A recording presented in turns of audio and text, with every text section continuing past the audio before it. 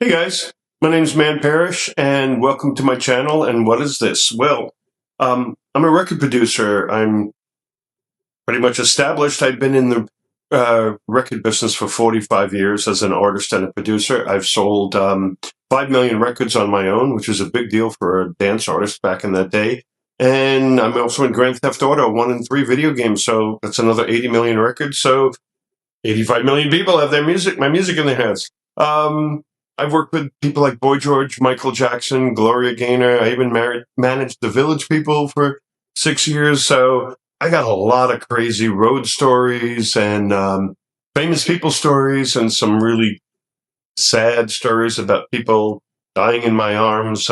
My mom was schizophrenic and I had a crazy, insane, abusive childhood and even sexually abused by a doctor. I'm just going to tell it all.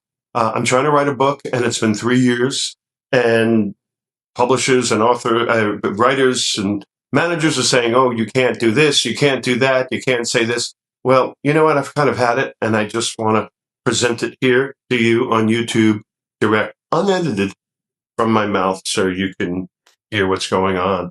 I was just accepted a little while ago 3 pieces of my music into the Museum of Modern Art, MoMA, in New York City, very prestigious. They took my 1983 music video and 2 film scores that I did. So things are going really, really great. If you please would subscribe and hit that little bell icon, then when I post up new stuff, you're going to be the first people to see it. Well, this is a little journey and maybe a big journey. It's up to you guys. And please share it with your friends if you think this is cool. You know, say, hey, look what I saw today. Let them share it and ask them to share it. And I want to get my stories out there. I left home at 14 years old and lived in the street. I was homeless and poor. And I went from flying the Concorde to being broke and back and forth again. So this is my story. And I hope you like it. And thanks for stopping by. Subscribe, bell, please. Love you. Hi. We're starting a whole new season. I'm putting these in little capsules, so they're more digestible. So this is season 2, episode 1. If you haven't already seen it, there are 10 other episodes in season 1. Anyway, today we're talking about male stripper, Man to Man. Many people know me from hip hop, bebop, and boogie down Bronx and that sort of stuff. But if you lived in the UK or over in Europe, you probably know me more because of a group that I worked with and a song I had called Male Stripper. So the story behind that, Paul Zone, Mickey Zone, and Mandy or Armin Zone had a group many years ago, which I talk about in an earlier episode at Max's Kansas City in New York City, a rock group called The Fast. And they were great. They had pop songs. Mickey wrote the tracks, and Paul was a singer, and so on. And it was a group locally that I loved. But I also knew them because we kind of grew up in the same neighborhood. We didn't hang out in the neighborhood, but we, you know, in the clubs and all that kind of stuff, we very much knew each other. We were definitely friends. So after I had my record out, I wound up moving back to Brooklyn. There's a whole bunch of stories I'm going to put up about that. The record deal didn't work out, and I moved back to my father's house in Brooklyn, and I couldn't pay rent anywhere. I was completely broke. So Paul had approached me, called me up and said, you have a studio, and we're doing a little record label. We don't have any money. Could you please help us? We're trying to put out a bunch of records. And I said, okay, sure. I worked with so many people back then, it's ridiculous. Everybody came to me. I had a recording studio in New York, and that recording studio is only an 8-channel tape recorder. You know, it wasn't one of those big 24-track machines that you see like on TV. This was a home bedroom studio setup. Well, I used to do my demos, but wound up being so good at it, we were doing complete full records like Hip Hop, Bebop, Boogie Down Bronx. Some of the records, you know, a Male Stripper, Man to Man, were done just on an 8-track tape recorder in basically my bedroom in my father's house. So Paul came over, and I said, look, you guys have to at least cover the cost of the tape, because the tape was $40 or $50 for a reel of tape, and, you know, I'll work with you. And Paul said, I'd love to pay you more, but we're a small record label. We're not making any money. And I said, hey, great. If you ever make money one day, it'd be great if you hook me up. He goes, absolutely. We're not going to sell that many records. Okay. Paul comes over with Mickey. We do a whole bunch of records. We did Male Stripper, I Need a Man, Energy is Eurobeat, something called Cuba, Try My Love. There's All Men Are Beasts. I can go down a laundry list of all these tracks that I did to help Paul and Mickey out. I specifically remember Male Stripper, because it was kind of silly and kind of funny. And Mickey came in, and Mickey knew how to write music. Paul didn't know how to write music, probably wrote some lyrics. I think Mickey probably wrote the lyrics. I don't know. But they wound up putting a grease pencil on the keys to show me the chord progressions of where it's going. They had a song and they had part of a melody and some chord changes and lyrics. And so I got to work, and I came up with the that horn line that became really famous, and made some suggestions. And look, we were basically writing the song right on the spot. They had a good demo idea, but as a producer, I developed it. But I got a little more involved in a lot of the music, and I put in all kinds of embellishments and basically writing the song with them. So paid me the $50. They went away. They put it out on a record. And it's one of the 10 other records that we did together that he was putting out as a small label out of his house, making a couple of bucks on. About 6 months later, I get a call from somebody that said, hey, congratulations, your record's climbing the chart in London. And I went, what record? Now, I had already had Hip Hop Bebop and Boogie Down Bronx was really big over there. And I said, well, my record was months and months ago. He goes, no, Male Stripper. I said, Male Stripper? I didn't do a song called Male Stripper. He goes, yes, you did. It says on the label, and I'm holding it, the record, Man to Man Meet Man Parrish, Male Stripper. And I thought, Man to Man Meet Man Parrish? I never told them they could use my name. And I went, he licensed the record over there, and it's starting to do well. But since I had success, without asking me, he put my name on that record to sell records, and now it's climbing the charts. It took me about 3 weeks to hunt him down and find out where he was. He was, I think I found it finally through the record label, and I think he was in the office, or they called him into the office, or I got his home number over there because he was living there at the time. And I'm on the phone with Paul, and I said, hey, Paul, what's this record that's like number 4 on the pop charts, Male Stripper?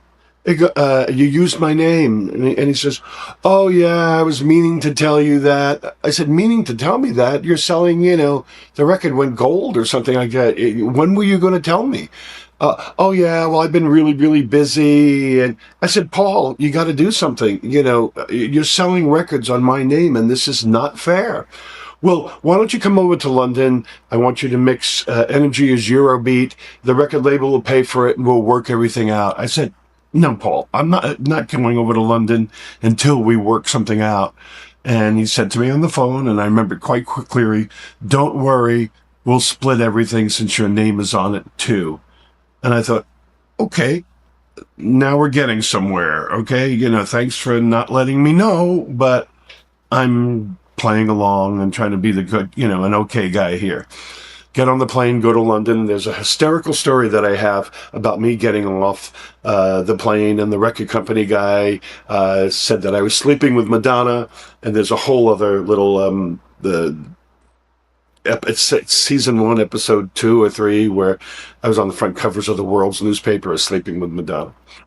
So we wound up meeting with Paul, mixing Energy's Eurobeat, and during all that, I'm out doing these interviews, and Paul didn't seem to really like the fact that I was getting a whole lot of attention. But I already had 2 records out. They did Top of the Pops, Man to Man Meet Man Parrish. You can Google it without me even knowing it. Anyway. So I remember one night we went to the Limelight, and it was a celebration. They had given us plaques that the record, was silver or gold or something like that, sold whatever, thousands, 50, 100,000 records, whatever. And we were standing around the Limelight in the VIP area, and we're all like in a little circle, and thank you for making my record so great. And I'm thinking, your record, I'm standing here, hello, me too, hi, I'm part of this. And handed out champagne glasses to everybody. And Paul, I think, may have been angry that I had all that attention from the Madonna stuff, and literally poured glasses of champagne, skipped over me, and went to everybody else and did a toast. And I'm standing there like, am I effing invisible? Like, what? Seriously? So at that time, I knew he wasn't going to honor his verbal deal with me on the phone. But I did get to meet Tom Jones that night, who was a little midget guy, and Pete Burns from Dead or Alive was there that night too, and he kept telling me how straight he was and how into girls he was, and I'm like, Pete, you look like a drag queen. I don't care what you do, but cut it out. I don't need you to constantly tell me how straight you are and how into women you are. It's like, oh, what a mess, poor thing. But I went back to the hotel room, and I was really furious that Paul was going to screw me, basically. So the next day he played at the Hippodrome in London, and the Hippodrome kind of had a modern stage with these small semicircle small platforms. I guess there was the main stage, and above it there were these small little mini stages suspended against the back wall, like half circles, and they had you could put a band up there or background singers if you wanted to get creative with your set. And I thought, I can't take this anymore. Paul's getting all this attention and basically ignoring me, and my name's on this record, and he's making all this money. So he went on stage, and I got up into one of those. It was like a small stage up there, had a curtain, and I pulled one of the stagehands with me. I said, when I tell you, and the curtain was see-through. When I tell you, I want you to open this curtain. And Paul was singing on stage, and the audience was packed because all these people. And I said, now. I turned around, and I pulled my pants down, and I showed my ass, like mooned him, and I closed the curtain. And the audience started screaming, and Paul's like trying to figure out why everybody's laughing, and he starts singing again. And I said, now, open the curtain. And I show my ass again, close the curtain. And I'm up above him, mooning him like, F you for screwing me up. And this went around 3 or 4 times, and Paul's totally flipping out, trying to figure out why is the audience laughing at him. And finally, the curtain wasn't synchronized right, and he looked up behind, and he saw that I was mooning him, and he goes, I don't know if the song stopped or right in the middle, he goes, oh, that's my fat queen producer, Man Parrish. So from then on, it was rather, strained relationship, let's put it that way. I went back to New York by myself, and then I found out later, to add insult to injury, they needed another record to follow up Male Stripper. They did a song called At the Gym. So instead of Paul paying me to do their next record, he went to Jacques Morelli, which is the producer from the Village People, and he paid Jacques, I think, $20,000. He said, to do the record, $10,000 or $20,000 to do the record, and another $20,000 to do a video. He put $30,000 or $40,000 into this song, or the record label did, which was his money, instead of hooking me up, because I gave you this record, and Paul doesn't play music, I doubt he even knows what a minor chord is, with finger-wise on it, or 7th chord. So that was pretty low, Then I found out later on he bought his apartment. It was down in the East Village off of between Christopher and Grove Street. I don't know if that's Bleecker or something. There's a small, not Bleecker, the next one towards Hudson Street. He got an apartment, and later told me he spent $150,000 or something to buy his condo, his small one-room studio apartment on Bleecker Street in the Village. And I thought, really? really, you made that kind of money and you didn't even throw me $10. So our relationship was and has been really weird, since then. I had actually done a few records after Male Stripper with Paul because I was under the assumption that he was going to pay me, because I know sometimes record labels take months and years before you collect all your money, but that never happened. Now, a couple of years later, I confronted Paul on the phone and I said, Paul, I've really had it. My name's on the record. You're selling records, and a good chunk of those are coming from not only the work that I did and the riff line and the production that I did for you for nothing, because that $50 paid for tape, but my name's on there. You're selling records. So I said, you need to do something, because I'm at the point that I'm just going to go get a lawyer. So what does Paul do? If you go and you Google the records now, the man-to-man record, Male Stripper, no longer says meets Man Parrish. Paul took my name, the balls, took my name off the record, basically trying to erase me from ever being associated with that record. That really hurts. That really, really hurts. If you didn't pay me, at least you could leave my name on the record, which is half my record. I should at least get credit if I'm not getting paid. So that basically, I know it's a downer, but that's basically the story behind Male Stripper. I know a lot of my stories are funny, but not all of them are happy and great. This is something I think you guys should know about, and it's not fair. Paul and I sort of speak, but it's kind of weird and strange when we do. To this day, he still collects records. Now, there's a song by Purple Disco Machine or something like that called Dished, Male Stripper. As we're doing this in 2018, Male Stripper's coming back again through this record, and it was picked up by some EMI or some big company in Europe, and Casablanca Records, which had Donna Summer, Village People, Kiss, now just picked it up in America. And you think I'm getting anything out of that?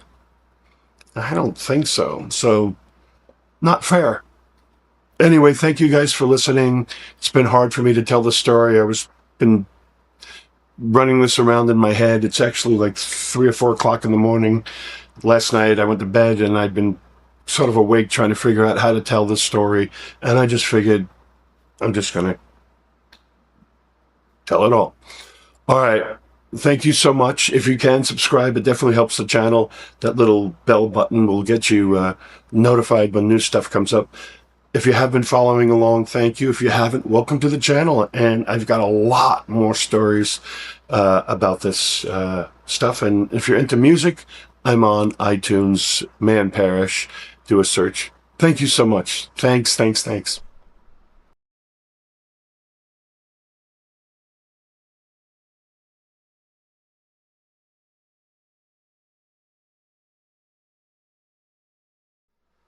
Hey everybody, the last video was a little heavy, so this is a quick, short, upbeat, fun, crazy one.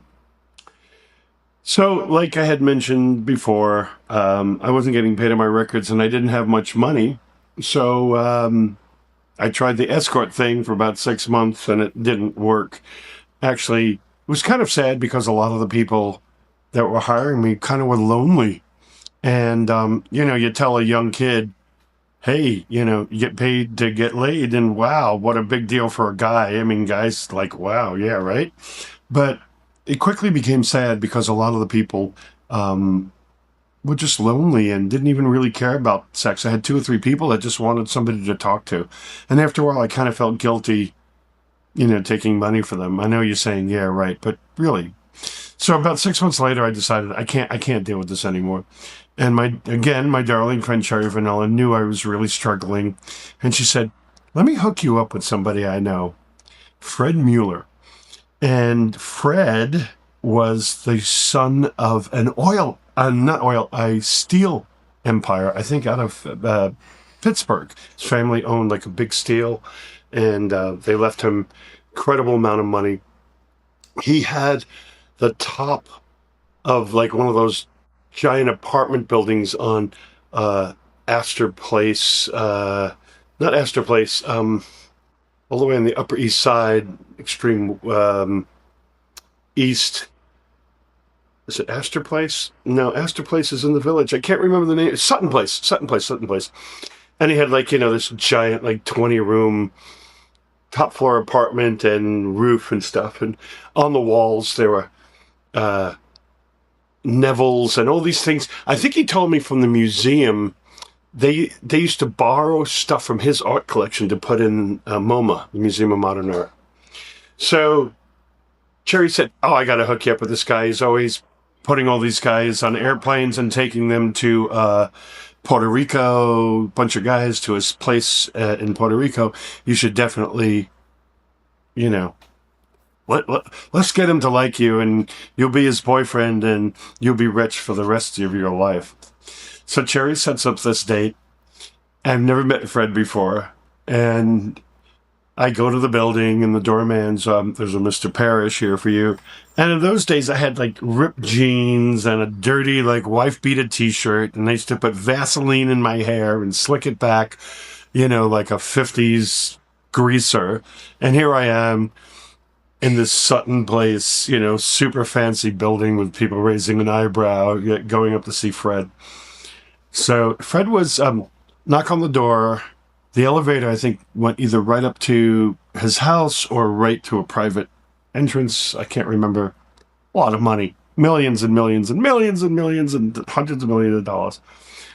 And I walk in, and Fred looked like, he was a tall, thin man, skinny, and he had, like Fred Astaire, he had a silk robe on and like one of those ascots or those scarves around his neck, and he had a cocktail in his hand. Apparently he was a pretty big alcoholic. And come on in, and this is my art collection, and this is my apartment, and this is my view. And I'm thinking, oh geez, this, not my cup of tea, but all right, let's see where this goes.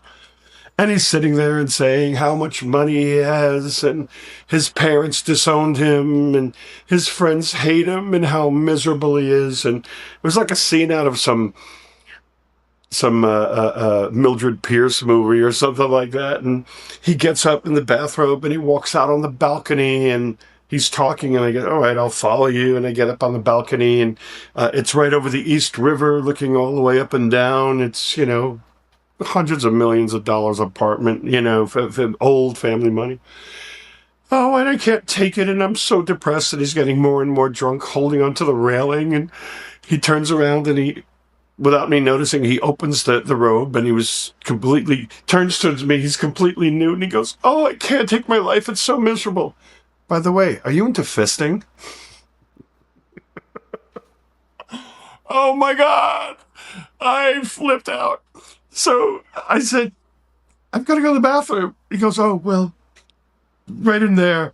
And there was a phone in there, and I picked up the phone, and I called my friend, and I said, "Can you please call? Here's the number. Call and say it's an emergency." I might have called Cherry. "Please call. It's an emergency to say my dog died. Anything, get me the F out of here. Get me out of here." And they did. He called back. Like I said, I think it was Cherry, because she knew him, said there was an emergency, and got me out of there. And I got in a cab or the subway. Couldn't afford a cab, and went home. So, there's my hopes of being a high-class hooker and gold digger. No, I wasn't into fisting, so I didn't cut the grade. Oh my God. Anyway, I'm still standing, and these are my stories. I thought I'd give you this light, crazy one. And thank you so much for listening. And if you could subscribe, it really helps the channel. And if you could hit that little bell button, it'll get you notifications. And please share this with your friends. I want this to get around and let people hear my crazy stories. Thank you so much for watching, and I'll see you real soon with some more fun and crazy stories.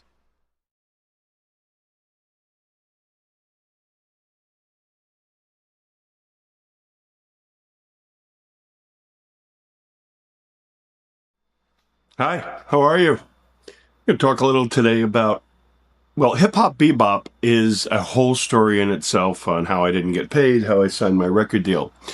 But one of the things we used to do with hip-hop bebop for promotion is the guy from the record company was a real drug addict, but so was everybody. And when it came to promoting my album, which had hip-hop bebop on it, he used to put little bags of coke and MDMA, or MDA, which you called it back in those days, in the record sleeves and send it to Billboard reporters and DJs and people, you know, in the business. So they would get a little goodie bag. So they'd open up my record and go to pull it out, and a bag of coke fell out in their hands, which sort of meant, please report us to Billboard, whether you're playing us or not, and most of them were, and that made hip-hop bebop rise up on the charts. And then one of the other things that Mike Wilkinson, who ran this company, he was brilliant at promotion, is he got me hooked up with the radio station WKTU in New York. Now, if you're a New Yorker around in the 80s, you probably remember this radio station, and the population of New York around then was just a hair under 8 million people. So what we decided to do is I did the station call letters for KTU in my vocoder robot voice, that little machine that turns my voice into a robot. Not a little machine, a big machine. So if you lived in New York City in the 1980s, there was this robot that went 92 KTU. That was me. It became very common later in radio stations around the world, but I was the first person to do it in New York City in 1983. Let's see, Hip Hop was recorded in November 82, came out in 83, 84. So I was the first person to do these radio station call letters. And in exchange, KTU would put my music into heavy rotation because they couldn't pay me for that because I was also on the air. But it was a form of payola. So between the drugs and the 92 KTU, and I would do the program's director also had a radio show, Carlos de Jesus or Paco, or I'd say the words classics, and all the DJs had a little robot ID. And they were, DJ mix or something like that. So a lot of that stuff that you hear on the radio with those synthesizer voices today, I started back then. And that ran for 2 years. And for those 2 years, 8 million people in New York heard my voice, but nobody knew it was me. I remember when we got the stuff on the radio, then KTU played it. Hip Hop Bebop and Boogie Down Bronx. No, Hip Hop Bebop. Boogie Down Bronx came a little later. And then he would call up WBLS, which is the black station, and go, hey guys, KTU, your competitor is playing this Man Parrish record. What's wrong with you? And they would check the charts, and sure enough they were. And then they would play it. And then we'd call up Kiss FM, and he'd go, hey Kiss, KTU and BLS are playing Man Parrish. What's wrong with you? And then, of course, their competitors were playing it. They had to play it. And we went from city to city, from New York to then Boston and Washington, D.C., Baltimore, Philadelphia. Once we got the East Coast, then we went south into Miami, or he did, and then over to the West Coast. And that's how he built the popularity up on the radio of hip-hop bebop. And in the clubs, there were things called record pools, and DJs, instead of going out and buying records each week, which could be very expensive, they went to these things called record pools. And a record pool basically got mixes or the master tapes from record companies, and they would then do special remixes for DJs or special edits and stuff like that. And the record company that I was on, Import 12, also was a major record pool called DiscoNet. And every month they would get special mixes. They would get,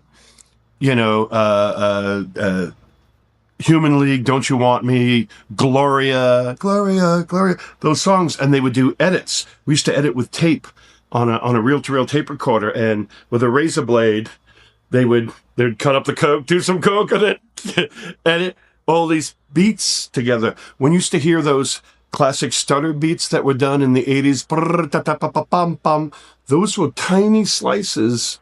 We figured out how long a beat was, and this was an eighth of a beat, this was a quarter beat, this was a 16th note, this was a whole beat, and we would make multiple copies of the same drum loop, and then we would edit them and put special scotch tape across the thing, put it up on the reel-to-reel tape, and that's how you got those stutter edits, which we do electronically with computer now.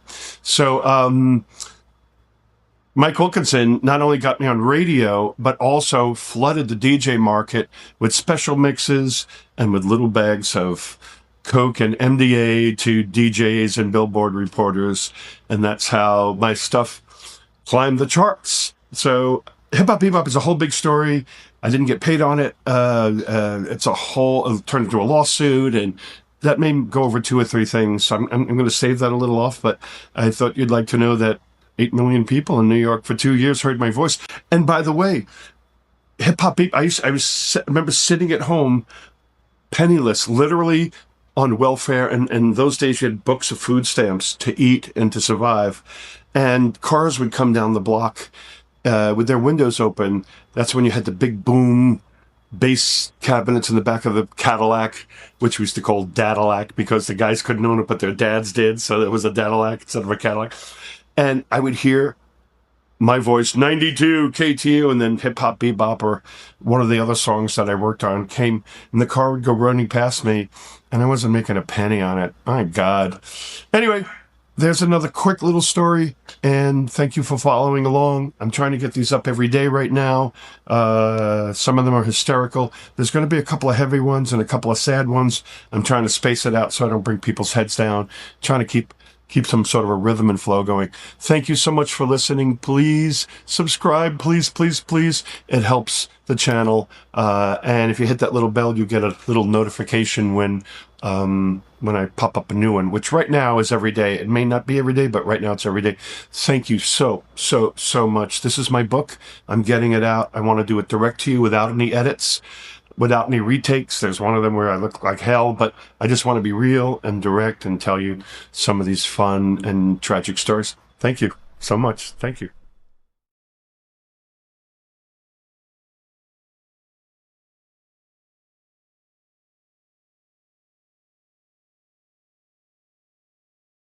Hi guys, this is Man Parrish, and I just wanted to give you a heads up what's going on. I know a lot of people have always told me I should take my stories that I tell, the ones that I post online, and everybody says, oh, these are great, you should do a book. Well, I tried doing a book. It's been 3 years of trying to put this together, and I've had 3 different writers, an agent, stuff went to publishers. Oh, your story's great. It's not what we want right now. The typical BS, right? So what I've decided to do is I'm going to tell my stories to you on camera through YouTube. I'm starting my own YouTube channel specifically for these stories, which is different than my regular YouTube channel, which has nothing on it. So if you go there, there's nothing there. But this is going to be Man Parrish Stories channel. And it's just me talking to you directly about these great stories that everybody keeps telling me they want to hear more and more of. So instead of doing the book, I'm going to be delivering it to you in hopefully little 5-minute segments, and it's going to be unfiltered. There's nobody editing it. Nobody telling me I can't talk about this or that because the world can't deal with a story about something wild that went on or something. All right. So I just wanted to give you a heads up. The channel isn't ready yet. This is just a teaser to get it going. It'd be great if you put some comments and give me some feedback. But hope I look pretty. And see you guys soon.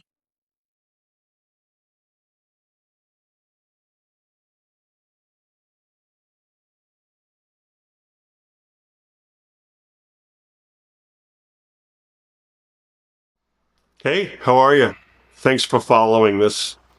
Today's story, I'm going to talk about David Bowie's manager, who was my manager actually too.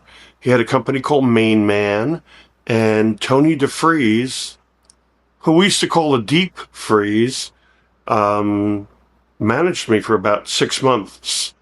Let's see, how do I start? My friend Sandy Dillon was a really good friend of mine, a piano player. I kind of called her like the Janis Joplin. She was really cool at singing. She had a very unique voice, wrote these really great tracks. And she called me up one day and said, "Hey, Manny, I'm going to audition for Elektra Records." And I think she mentioned David Bowie's manager. "But I'd love you to be in the studio and work the mixing board while I'm out in the recording part of the room playing piano, singing for the president of Elektra Records." And I said, "Sure, absolutely." I think we did it at the Hit Factory on 53rd, 52nd, 54th Street, and went in, and Tony Defries was there. I didn't know who he was. I knew of him because he was Bowie's manager, but I didn't know directly, by sight who he was. "Hi, how are you?" So on. Great. And we did a little test run through. The engineer set up some microphones. We set some levels, some reverb, dimmed the lights in the control room, and just had a spotlight on Sandy in studio. And Bob Krasnow, the president of Elektra Records, came in, and his son Mitchell Krasnow, and "Hi, Tony, hi, so-and-so, that's Sandy in there, and this is Man Parrish." And he goes, "Man Parrish?" And I went, "Yeah, hi, how are you?" And he goes, "You have that record out, Hip Hop Bebop, that's doing well." I said, yeah, doing great. So Sandy starts playing piano, and the lights are off in the control room, and Bob Krasnow says, "Tony, can I speak to you outside?" Well, I didn't know what was going on. I thought, oops, okay, that's kind of rude. And came back in, and Bob Krasnow sat down and started listening to Sandy. And Tony says, "Can I speak to you for a second outside?" And I said, "Sure." Go home. I thought he was going to tell me I did something terribly wrong. The lighting wasn't right or something like that. And he took me out in the hallway and stood right here next to me, and the door to the studio is right here.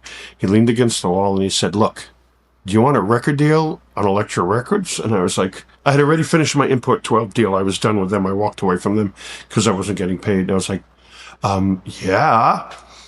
He says, "I can get you a record deal, and I can get you a really good deal. So this is a yes?" And I said, "Yes." He shakes my hand. He says, holding my hand, he goes, 50-50. We're partners, right? Now, legally, a manager can only take 15 or 20%, not 50. I didn't know this. I was, 24 years old at this point, 23, 24 years old.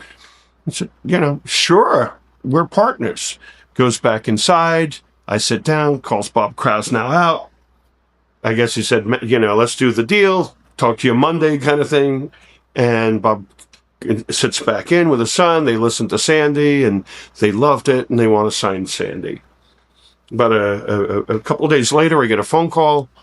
"Tony wants to see you at his place." He lived right off of Central Park South on an apartment that looked, on David Bowie's money, apartment that looked over Central Park, and his bedroom looked all the way down Broadway to 42nd Street where they dropped the ball. And I was like, wow, this is like rich. Went up to the apartment, and he had stacks of papers, I think 2 stacks of papers about that thick. And he said, "Well, if you want the deal, it's here. We got it. We expressed it. We got it all done. And all you have to do is sit down and sign." Here again I go. I don't have a lawyer. And I said, "Well, I don't have a lawyer. I got screwed before." He goes, "Oh, that's small time. This is big time. This is a big contract. It's got all these protections in there." Yeah, right. Well, the contract technically was a real contract, but I signed a management deal with him, which is one of those stacks of papers, which gave him total control of the money and spending it and what to do, so on and so on. Signed the papers. And then he sits me down and he says, "Look, this electronic music is never going to go anywhere. It's just a waste of time. It's a short fad. I want you to get a rock and roll band together. I want you to go for singing lessons. And you're going to have a guitarist, and you're going to slide across the stage like David Bowie did with Mick Ronson, lick the guitar, and you're going to be a rock star that we could put on the road and tour, because there weren't any touring synthesizer bands in those days. It was just a fad. And I'm thinking, oh, God, well, this guy knows what he's doing. He did David Bowie, Mott the Hoople, New York Dolls, Dana Gillespie. I thought, okay, I'm going to listen to this guy. So he gets $125,000 for a single. That's usually album level stuff, but this is Bowie's manager, and this is his new star, and he's got Sandy Dillon and a friend of ours, Donna Destry. His brother is Jimmy Destry in Blondie. She wasn't signed to Elektra, but Sandy and I were, and Sandy was a separate project he was working on. So my friend Michael Wadetsky, who passed away in Boyd George's apartment, that's a whole other story. I rented a remote recording truck. My friend Steve Remote had a 24-track studio, mixing board, and tape machine, portable studio in the back of his truck, and he would go do remote location recording bands that played, and so on, events. And we edged that into my father's driveway with barely enough room to slide by. I think there's a YouTube video. If I find it, I will put it down below. You could see me. I was so young, 23, 24 years old, Michael Wadetsky and Steve. And we decided to do a song like Michael Sambella, who had Maniac. So we were going to do, He's Got the Power, He's Got the Power. And it was this horrible song, because I was a fish out of water. I was trying to emulate what was on the radio right at that time to please the record company, instead of doing what I should have done, which is my old and sound that they signed me for. But I'm listening to Tony Defries. And we hand it in, and the record company flips out. What is this? This is horrible. This is a piece of crap. So, what is this? You know? In the meantime, Tony, somehow or another, I was getting statements every month. I was going through $30,000 a month. $30,000. I was living in a loft with no heat. They gave me $500 a month or $1,000 a month to pay my rent, and a couple of $100 for food, like $300 or $400 allowance. So I got about $1,500 a month. I didn't buy any equipment. I didn't do anything. But these statements from Tony Defries and MainMan were saying, limousine. I'm like, I'd call up and go, what limousine? Well, you know, Tony had to go from the airport, and he flew first class from Switzerland, and, you know, he can't pay for that. You're the artist. It's on your behalf. And then, you know, the limousine waited outside of blah, blah, blah record company while he spoke to the president, and that's at $100 an hour. You get where this is going to. And then they went to the 21 Club because they couldn't go to McDonald's, right? And I'm like, okay, I guess, you know, this all evens out, and I start making money. So we went through $125,000 in 4 months. Not me. He did. And these statements were justifying all this expense. He was buying Cuban cigars and Fabergé eggs and all kinds of stuff. So the record company flipped out, and Tony said, well, I'll tell you what, give us another $25,000. How he did this. Give us another $25,000 and we'll do another single. So back comes the truck. I came in from Manhattan. I was living on 14th Street, 9th Avenue, right across from the Apple Store on the top floor of the loft building there. And I'd get on the subway, go to my parents' house in Brooklyn. It's the only place we could park a truck and throw a giant extension cord out the window. And I did this song called Tarzan Man or something like that. And it was, I think if I put that video link, you'll hear some of it. It was stupid stuff. And I was now totally confused. I didn't know what to do, who to please. And went back to Manhattan, got a phone call. My mother had passed away. She had Alzheimer's disease. That's a whole other story. And within 2 or 3, well, let's see. I got a phone call because the record company didn't like this Tarzan Man thing. So I got a phone call from Tony Defries' secretary. She goes, Manny? And I said, yes. She goes, Tony's no longer going to represent you. And I said, what?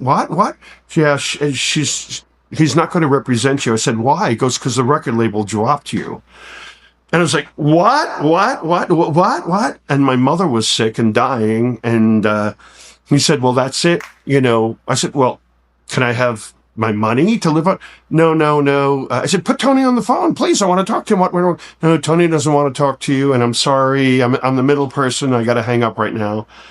And I went into shock. And 2 days later, we were playing at Studio 54, which is a story I'm going to tell you about because Madonna was my opening act. 2 days later, my mother died, or a day before my mother died. I went from the cemetery to Studio 54 to do that show. And when I finished all that 3 or 4 days later, I went into shock. And I was crying. I went into a deep depression. I had my bathrobe on, and I had a teddy bear. I'm embarrassed to say at 23 years old. And I held the teddy bear, and I just walked around the house crying, pacing back and forth. Friends would knock on the door trying to get up, call me. They broke the door down because they thought I was dead inside the door. I killed myself. I wasn't answering the phone.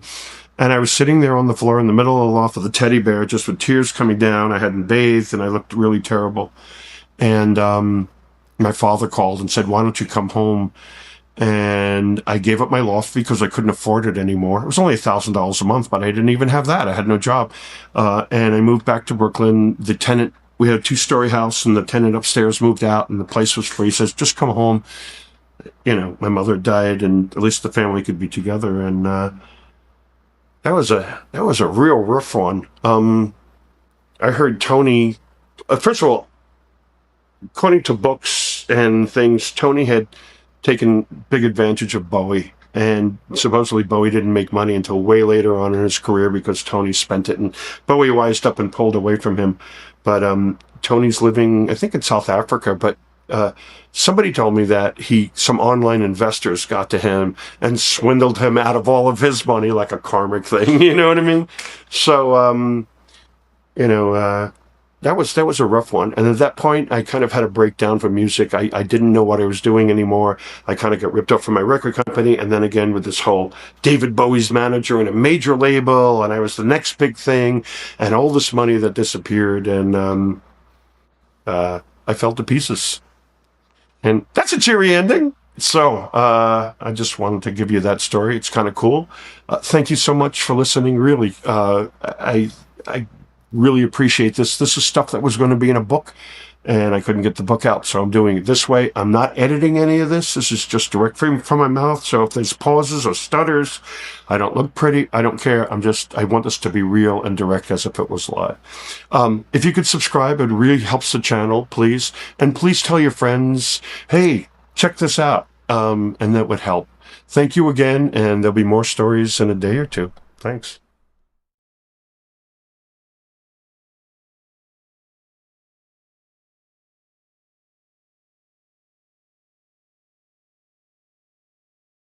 Hey, everybody. Thanks for watching. Today is Michael Jackson's birthday. This is filmed, what's today's date? My God, I gotta look. I was all over the radio. It's Michael Jackson's birthday. Today is August 29th, 2018. This may be post a day later, because it's the evening. So I thought it'd be a great time to tell a Michael Jackson story. I got to meet Michael Jackson, and I did a remix on Speed Demon. So I have a whole other story about Studio 54. I performed there. Madonna was my opening act. It's a whole thing in itself. But after the show, we got off stage. We went into the dressing room, and we were kind of just chilling out. And all of a sudden, this big bodyguard comes up, big black dude, built like a truck driver, and says, Michael, I'd like to speak to you. Now, I didn't know Michael Jackson was in the audience. There were a bunch of people, a lot of big celebrities, and I'll go through that in my Studio 54 thing. I'm thinking, Michael who? Michael Fesco is the owner, along with Steve Rebell. Not Michael Fesco. What was his name? Anyway, I thought maybe it's one of the owners or something like that. And, they want to speak to me. I said, okay, sure. Takes me downstairs. We go down it's an old theater, Studio 54. We go down the steps behind the thing. We come out around the side, of the stage, and there's the VIP areas on both sides. And, there's a bunch of celebrities, like I said, some very famous names. And I look and like, oh, it's Michael Jackson. That Michael. I was like, okay. and he was hanging out. And at Studio 54 is the kind of place where nobody bothered you, so you could have celebrities, and there weren't people asking for autographs or any of that kind of stuff. And the guy said, "Wait here," and he took 2 steps up, and Michael Jackson talked to somebody, and he said, "Mr. Jackson, this is Man Parrish." And he turns and he goes, I got up the steps, and I was standing. "Oh, hi, pleasure to meet you." And I said hello. He says, "I like your music, and I like your show. You did a really good job." And I was like, "Oh, thank you. We were on the charts at the same time." And he said, "I would like you to remix a song of mine. Would you be interested?" And I went, "Oh, wow, yeah." He said, "Speed Demon off of the Bad album. Do you know my Bad album just came out? Do you know it?" And I said, "Of course I know it. I have the album, and great album, and love it and all that." He goes, okay. Well, it's been a pleasure to meet you, and someone will be in touch with you." And I said, "Oh, okay." Guess I've been dismissed very nicely. And then the security guard was like, "All right, come on, bodyguard. All right, you've had your minute. Let's move away." I'm like, okay. About 2 weeks later, I got a call. Maybe a week later, I got a call from the record label, and they said the Michael Jackson remix had come in, and it was from Quincy Jones. Had a company called Q West, and they're going to send the master tape over.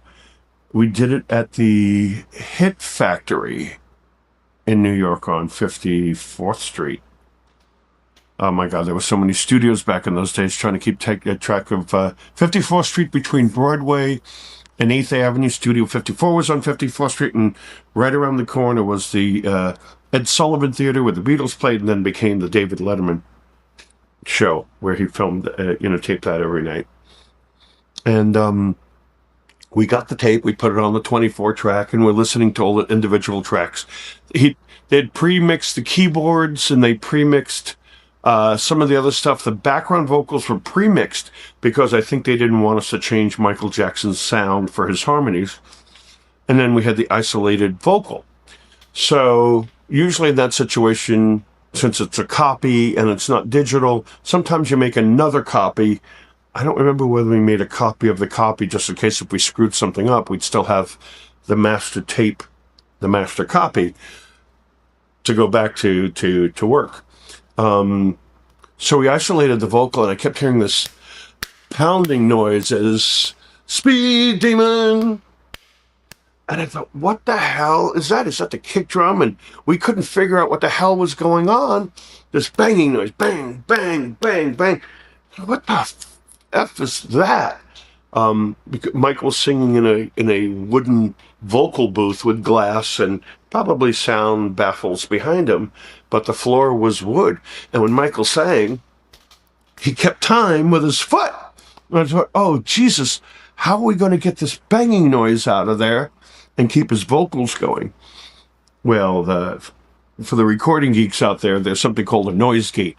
And what that does is you set a certain threshold. So when Michael's voice comes on, it opens the channel. It's like a little switch. Turns on the audio, and the moment Michael stops singing, it turns the voice off again. But the stomping, since it's not near the mic, it's on the floor, is just below that threshold. So when his voice comes on, the channel opens, and when his voice stops, all that pounding underneath doesn't trigger that little thing to open, that digital, that analog in those days, that little circuit to open, so you don't hear the pounding. So we wound up doing Speed Demon Hip Hop Bebop was the best way to explain it. He wanted street sound. He liked hip hop bebop, apparently from the show that we did. I don't remember if Boogie Down Bronx was done yet. Oh, well, he must have heard Man-Made, Hip Hop Bebop, and Heatstroke, because we're at Studio 54. We had to do those are quick shows. They don't want to stop the dance floor. I played at Studio twice, by the way. The second time was for George Lucas for the Return of the Jedi opening premiere party in New York City. That's a pretty big deal, and they asked me to play for George Lucas because I had a cape that used to come up over my head with smoke, and I looked like Darth Vader, and all the smoke came out. You can see pictures. When I do the Studio 54, I'll post some photos. But we did speed demon / hip hop bebop sound. And we finished it and we sent it in, and Quincy liked it.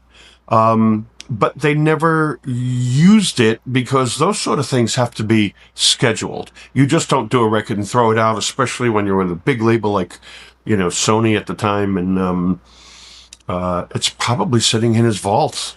Maybe they'll release it. Hey, if anybody's listening there, go search for the Man Parrish Speed Demon mix and throw it out. Write some letters. Ask them to put it out. It's probably in his archive.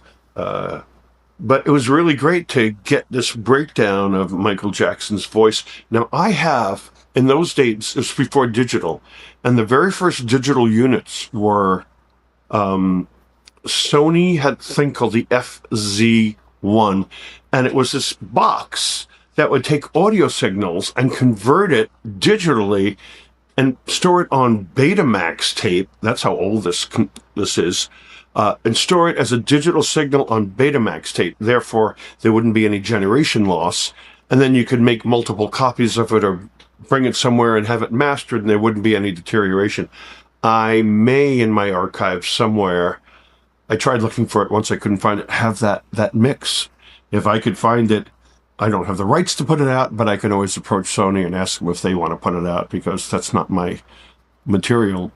But it was great to have that honor. Meet Michael Jackson, him telling me he likes my music, and then getting to do a remix on Speed Demon off the Bad album.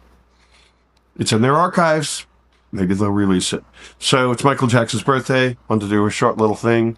And happy birthday, Michael. Wish you were around. I'm 60. You'd be 60 today. Madonna, Michael Jackson, me, we're all the same age. And obviously sorely missed. Thank you so much for listening to this. If you didn't subscribe, please do. It helps the channel. Please tell your friends. And this is my stories, my books. If you haven't been watching these, there's a bunch more. I think there's, as of this recording, there's 14 or 15 of them released already. There's 2 seasons. I'm putting 10 in a season.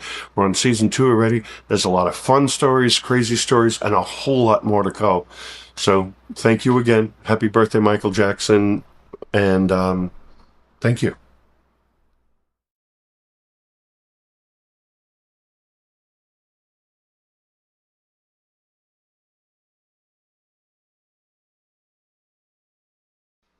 Hey everybody, thanks for watching. A lot of people ask me about my music, how do I do music, how do I record, and I thought I'd spend a little time in this episode talking about how I do music.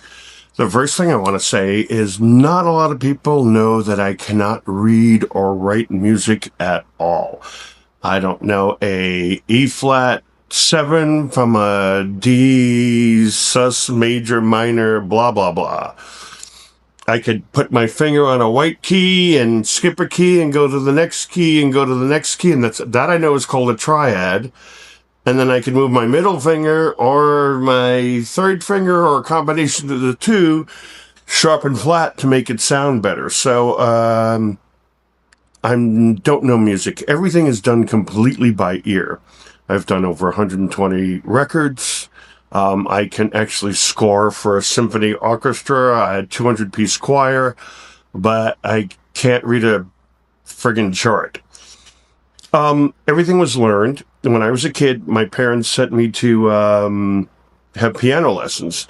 And in my neighborhood in Brooklyn, this old goat was teaching piano lessons, and I went to her, and she had a ruler, and she would tap it on the on the piano, and then after the third lesson, I got something wrong, and she hit me right across the knuckles, and I went, I got a nice big booger and a wad of spit, and I spit it right in her glasses, and she stood there in shock as the spit dropped off of her glasses, and I said, "Don't you ever touch me again." So the music lessons didn't work out.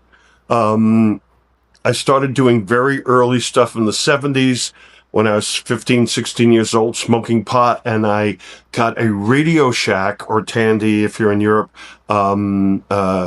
synthesizer kit, and I literally soldered my first synthesizer together. And I'd sit there, smoke a joint, and twist knobs. And I had a blacklight poster, and one of those lamps that have, when the heat goes up, it sends the pictures around the world and around the room, and incense burning. And I used to get high and make crazy space sounds and listen to synthesizer bands like Tonto's Expending Headband, which we would now call ambient or experimental music. Back then it was stoner music. And I went from my first built synthesizer to buying a Roland SH101. No, it wasn't the 101. I can't remember. It was a very early synthesizer that had little tabs on the front of it that let you make sounds like a flute and all that kind of stuff. And later on, I bought a large ARC 2600 synthesizer. You can Google it. It's got all kinds of knobs and faders with patch cords. And I went to New School for Social Research in New York City, and I learned synthesis. And that's basically taking a course in physics. We had to learn about sine waves and square waves and what kind of a wave makes a string, what kind of a wave makes a reed sound. So we learned synthesis from a physics ground up thing instead of today. A lot of kids are really lucky. They press a button, it sounds like a bass, but then they could turn a few knobs and it modifies it. We had to build all that stuff from scratch. This is before computers. This is before sequencers, anything digital, and any of that kind of stuff. We learned with control voltages, and if you ever see old synthesizers with patch cords, we were like mad scientists in the lab. And my first record was done before computers, sequencers, and samplers and all that kind of stuff. So by the time I did my record, I was one of the first persons to buy a programmable drum machine. All the drum machines were that little beep, beep, boop, beep, boop, beep, kind of like in the beginning of Blondie's Heart of Glass, if you know that song. Those are push buttons, and it said bossa nova, rock, swing, jazz, and they were programmed little beep, bop, kind of things. Roland came out with something called the TR-808. In fact, there's two movies. I'm in one of them called 808. There's another one or two movies out about that drum machine. That was the start of a lot of electronic, electronic, techno, whatever you call it, dance music, because instead of using one of those little pre-programmed beep bop, you were actually able on a grid to program where the kick drum falls, where the snare drum falls. They had 16 buttons, and you'd press the buttons, and it would step through each one of those steps, making a kick, a snare, a hi-hat, and you were able to do your own beats. And a lot of the stuff that I did, Hip Hop Bebop, Boogie Down Bronx, Planet Rock, all those things were done based out of this 808 drum machine. The back of the drum machine had a little pulse coming out of it, and a little electronic signal, and I could program a cowbell or a rim shot. If I wanted my bass line to go bum bum ba bum ba bum bum ba bum, I would program clock clock clock clock clock clock clock clock clock, and when I hit play on the drum machine, it would send that little pulse out. 6 Simple Synthesizers, if you know the song, all the little pulses, it would send that pulse out to a synthesizer, and the drums and the bass line were synchronized together. Now, how do you get all the other tracks to line up in sync like clockwork? Well, now we have computers that do that, and they synchronize 128, 256 separate individual tracks if you want. Back then, you could only get the drum machine and maybe a bass line or a sequencer line to play together. And it was quite difficult. There was only one machine that could do it, which I actually have, which was called a Roland MC8 microcomposer. And you would sit there with a calculator, and you'd have to type stuff in hexadecimal. You'd have to have so many notes per bar, beats and measures, and if you were off a note or a clock step and all these technical things, you would get a quarter of the way into the song, and all of a sudden your drums and your bass line and sequencer line with like two flashing lights would eventually become out of sync, and it became nightmares to edit and all that. But I came up with an idea of I would print the bass line and the drums on a 24, well, I had an 8-track tape at home, so we can go from that, because a lot of my records were done that, I'll talk about in a second. And then when I do the bass line and the drums together, they were synchronized, and I'd roll the tape back, and I'd program a new sequencer sound, and I would start the tape rolling, and on the downbeat of 1, I would hit the drum machine, and like 2 blinking lights, it would go for 8, 10, 12, 15 bars, and then it would start to fall out of sync. I'd have to roll the tape back to maybe bar 9, hit play, and the bar 10, hit it again, and I would punch in, or we'd start recording for bar 10 to bar 18, and then it would start falling out of sync again. We'd have to roll it back to 18. We say we, I mean me, and pick it up for bar 18 and go 19 to 35, and many songs had 200-300 bars over 8 different tracks. So it was like needlepoint. It was like doing microscopic surgery. And I know a lot of kids are like, oh man, you came from analog pre-computer days, you were so lucky. Well, let me tell you, it was a nightmare. Synthesizers weren't digital then. A lot of them still had analog circuit. So if you set up a bass line and you didn't record it right away, you left it alone and you shut down your studio and you came back the next day and no knobs were touched, it would sound completely different, because the circuits were analog and they would expand from heat. The heat of the instrument would actually physically expand the boards and change the sound. The filters didn't sound the same and the oscillators didn't sound the same. So it was, when you had a sound, it was a rush to do it. And then later came out digital synthesizers. If you liked the sound, you would hit a save button like you do on your computer, save or save as, and then you had libraries suddenly of sound. I was one of the first people to have a sampler, and a sampler takes, well, back then it was only a half a second recording at what would now be telephone frequency range. And you could take that recording and play it up and down the keyboard. So a lot of stuff we did was we would take vocals. If you know the song Freeze, A-E-I-O-U, or they would take a voice, voice, voice, you could take a voice, you could take a trumpet, you could take a sound, and making a sample of it, stretch it out over a keyboard and play it musically. I think that was monophonic. It may have, the Emulator 1. I was the first person in New York to have it, so I was rented. I got to do a lot of sessions because I had a Prophet 5 synthesizer and an Emulator 1. Herbie Hancock borrowed it, rented it for, he did in fact, there's probably a video on YouTube. He did a demonstration on like Good Morning America or one of those shows and showed off sampling. And when I got it back, it was busted and I couldn't afford to have it fixed. And, the rental company said it's Herbie Hancock's fault. Herbie Hancock's people said it was the rental company's fault. So I somehow or another got the money up and got it fixed. It wasn't anybody's fault. It just, whatever.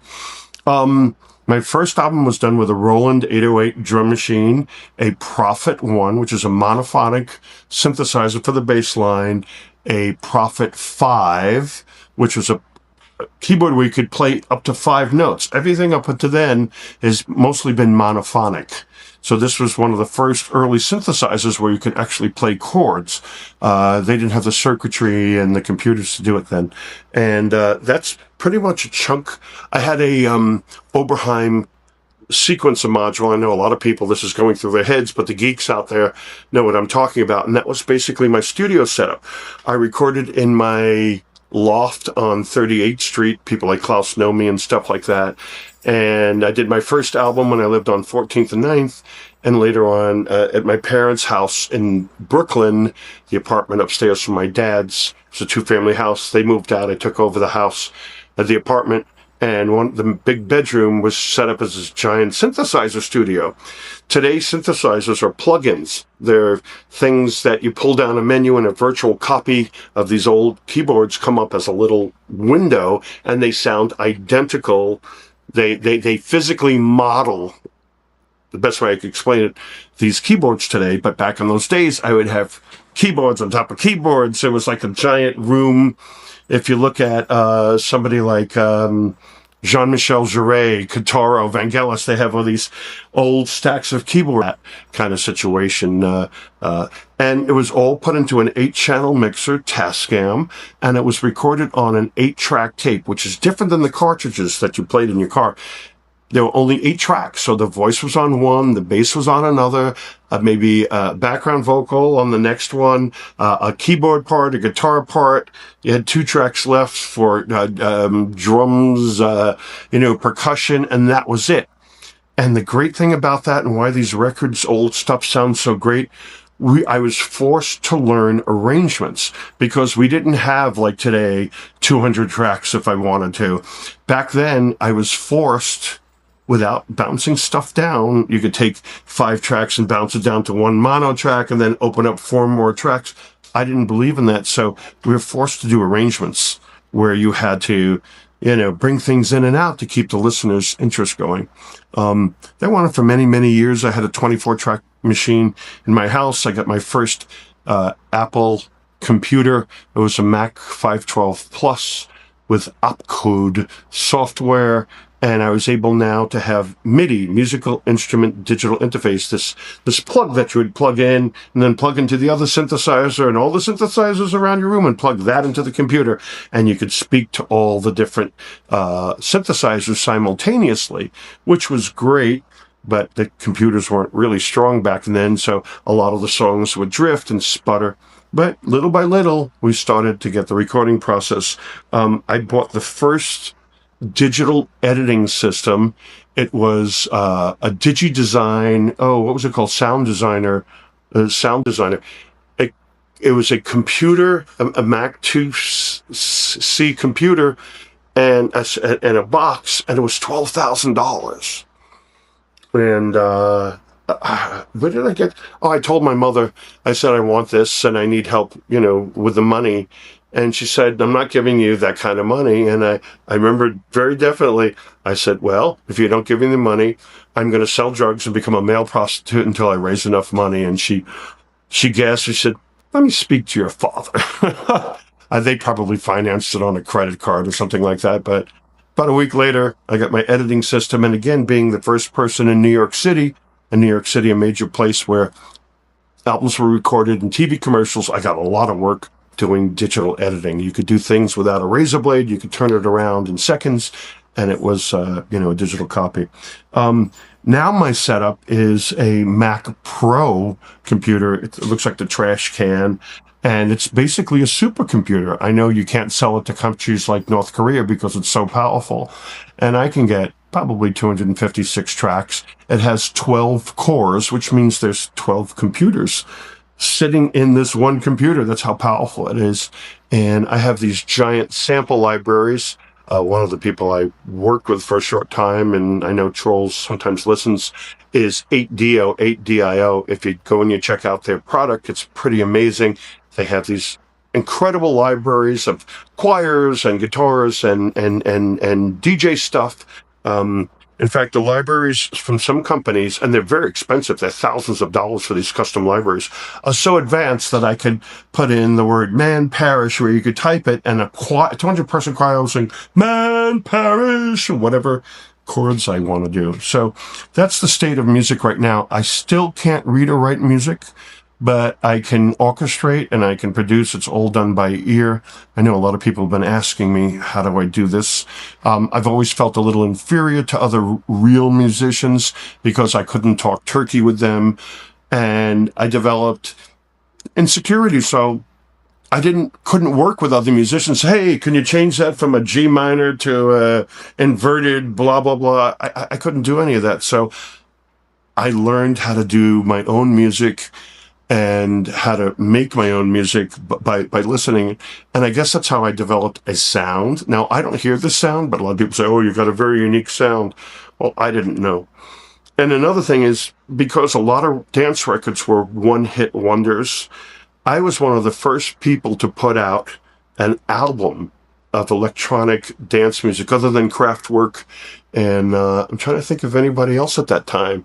It was before Suicide, maybe around the same time a local group, Suicide, but I did kind of like radio dance stuff. So a lot of people looked at me now as an artist and a real music. In those days, you weren't a real musician until you put out an album. So I was kind of the first to do that. So, you know, the New York Times says I'm the godfather of dance music, hip hop, techno.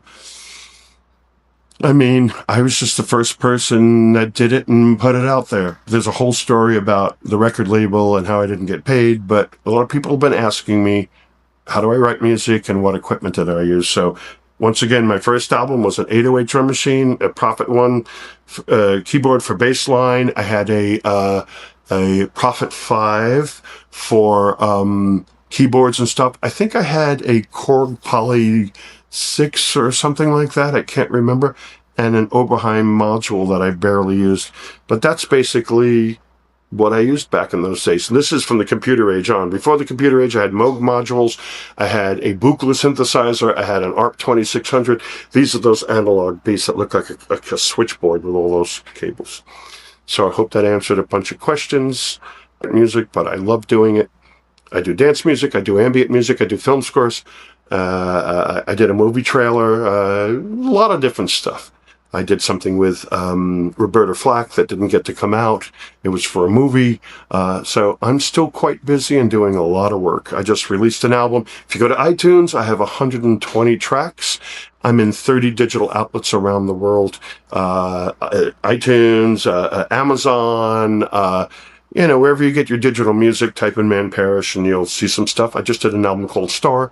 I was one of the last people to work with Steve Strange from Visage before he died. I worked with Steve Bronski Beat. I can go down a list of names, but I don't want to bore you with that. Well, I hope that answered some questions because people have been asking me and asking me and asking me. And thank you for listening. This is a little geek stuff, but, you know, I had to get it done. There'll be a lot more stories. I have more celebrity stories, some sad stuff, some crazy stuff. But thank you for following. If you could please subscribe if you haven't, and please share. And if you don't know, I have at this recording, I have about 15 other stories. So if you go back and take a look, there's some really goodies in there, some dishy ones and some scandalous ones. There's Madonna, Michael Jackson, a bunch of other household names that you'll know. Thank you so much again for listening, and, you know, keep listening. Subscribe. Thanks.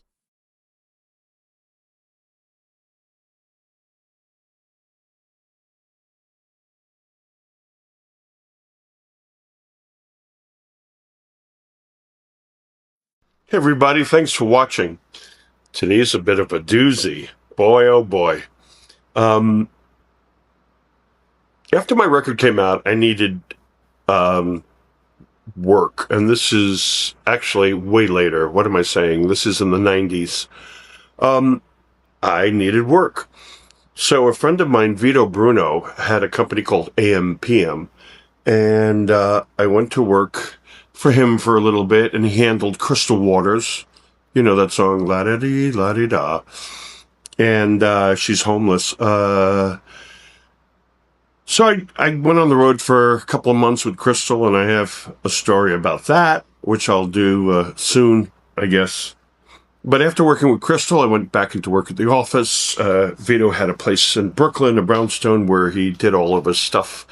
He was working for different radio stations, KTU. He would do things like the Disco Ball and all those events that the radio stations have where they have like 20 acts performing and stuff. Vito was doing that. So one of the things we did as a project is I knew the owner of Saturday Night Fever Club in Brooklyn, 2001 Odyssey. It had turned into a gay club, and it was called Spectrums, and we used to call it Rectums. Oh my God. But Jay Rizzo was a wonderful guy, and he would do weekend shows there, and we'd see Lolita Holloway, Village People, all that kind of stuff. And since it was the place where Saturday Night Fever was, Vito asked me, go talk to Jay. It was either the 20th or the 25th anniversary of Saturday Night Fever, and the radio station was looking for something really massive to promote. They were going to put a couple of $1 million behind this. So we thought, Saturday Night Fever, 25th anniversary, let's do it at Spectrum's. So Vito used to be an architect, and he had it set up in a situation where guests would come in through the side entrance of Saturday Night Fever into the main room, have it set up like the old Saturday Night Fever, see the dance floor that was lit. There would be some drinks and hors d'oeuvres, and go out through the main entrance, which is on a side street, which is on 64th Street between, is it 8th and 9th Avenues? I think it's 8th and 9th Avenue, 8th and 9th Avenues in Brooklyn. And we were going to block off the whole block, put a tent over the whole entire block with scaffolding. So if it rained, people were dry. And all the way down at the very end of the block in the intersection, and all this was blocked off, there would be a stage. And we got everybody to agree, from the original Saturday Night Fever soundtrack, the Bee Gees, Yvonne Elliman, was it the Tramps, Tavares, whoever's on that soundtrack, they all agreed to do this, and the radio station was going to cover their expenses and throw them some money. We even got John Travolta to agree. He was going to fly his private jet into Floyd Bennett Field in Brooklyn, and the runways were basically abandoned, but they were going to permit him to land there, and we were going to have a helicopter take him from Floyd Bennett Field to the park, which was right across the street on 65th Street, land the helicopter in the baseball field, and then a car would just take him literally right across the street, so he would be present at the, on stage and all that kind of stuff. So to do this, we needed to build a stage and build all the scaffolding and have all this stuff done. All the blueprints were done. They were sent to the city. It was all approved.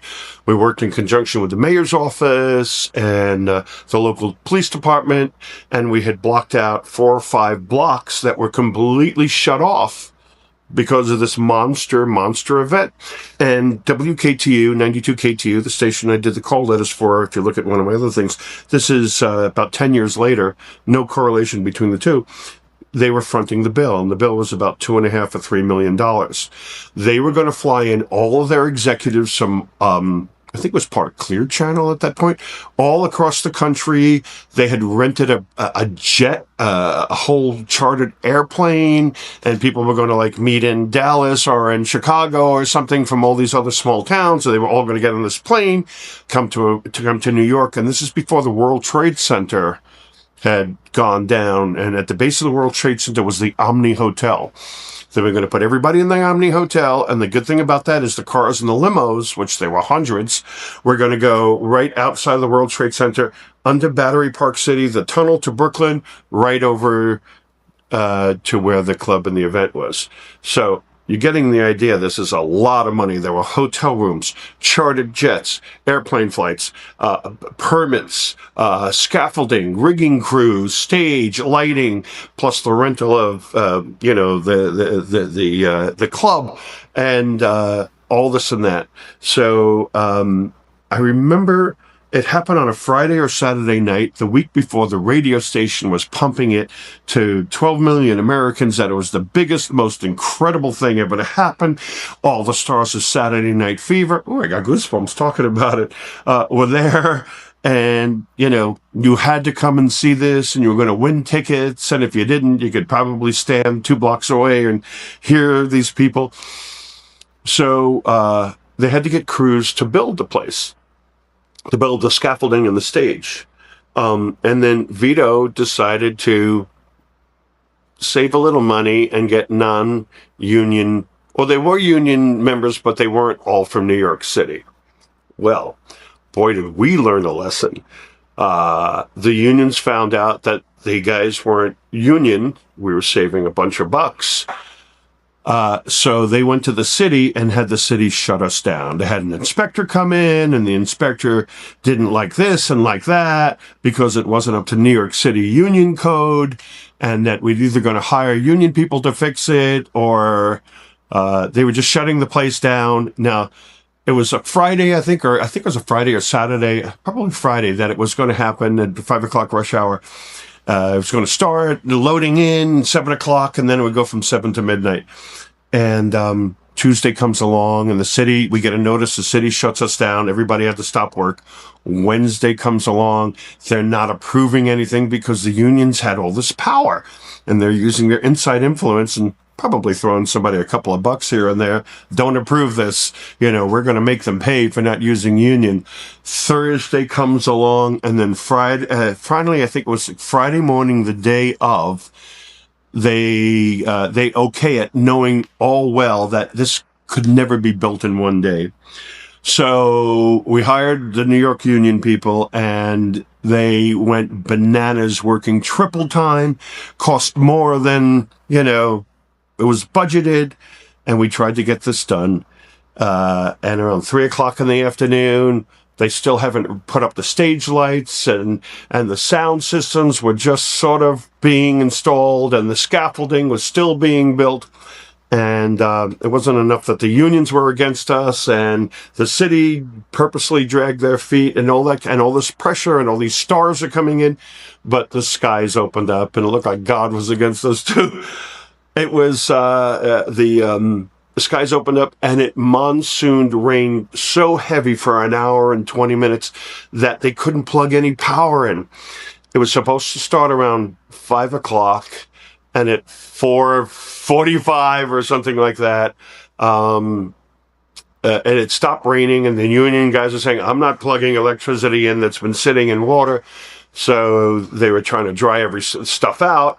And around 6:30 or 7 o'clock, we realized that this wouldn't be done before midnight, and John Travolta's plane was landing in like 2 hours or something like that, and all these stars, Tramps Tavares, the Bee Gees, are all sitting at a hotel waiting for the limo to pick them up.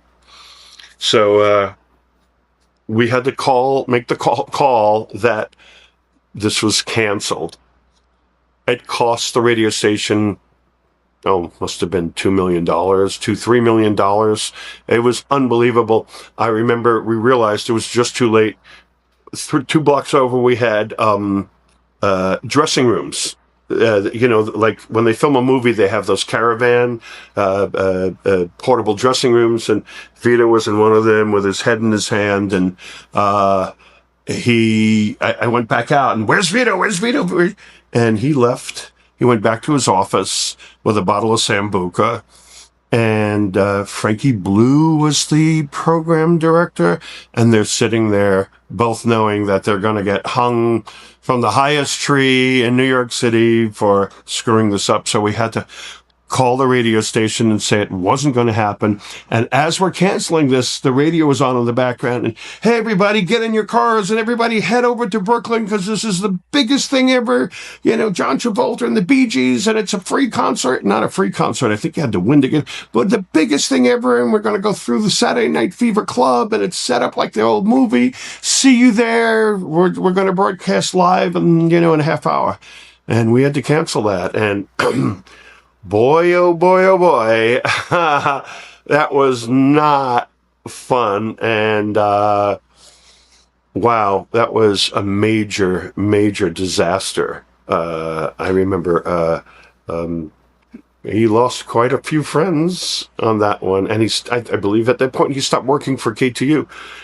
It wasn't really Vito's fault. I mean, anybody does big projects like that, you cut a few corners here or there, but we sure learned the power of the unions back in the late 80s, early 90s in New York City. What a trip. What a trip. Anyway, just thought you'd like to hear that story, how we screwed up a couple of $1 million, and at the 11 and 10 seconds before midnight left. Again, thank you so much for listening to these. I have a lot more of these. If you don't know, I've done a bunch more. There's some really cool ones. If you scroll back, Madonna, I'm going to do one on Boy George, Freddie Mercury, when I met him, Michael Jackson, some stuff about the music business. I hope you're enjoying these. Please comment below. I read all of them. Please tell your friends. We want to get these numbers up to help the channel so more people can see it. Thank you, thank you, thank you. I really appreciate you guys. Have a great day, or night, or week. Thanks. I forgot to add something to my video. Christine Robinson Lawrence has given us passes to go to Universal tomorrow, and thank you. I promised Christine I would thank her. Thank you so much for hooking us up for a full day in Universal Orlando in both parks. We can't wait. Yay! Thank you, darling. Thank you.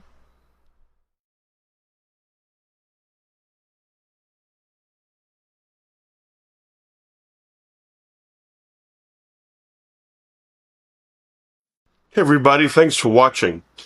Today's a bit of a doozy. Boy, oh boy. After